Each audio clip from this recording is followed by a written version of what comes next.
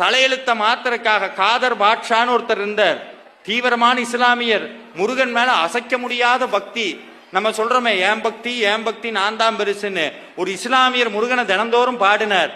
செய்யாத குற்றத்துக்கு ஜெயில போட்டாங்க. கூட இருந்தவன் கேட்டான், என்ன பாய் முருகன் கொடுத்தார் போல அப்படின்னு இருக்கான் குசும்பு. அவன் சொன்னா, டே விட்றா பாத்துக்கலாம் அப்படின்ட்டு.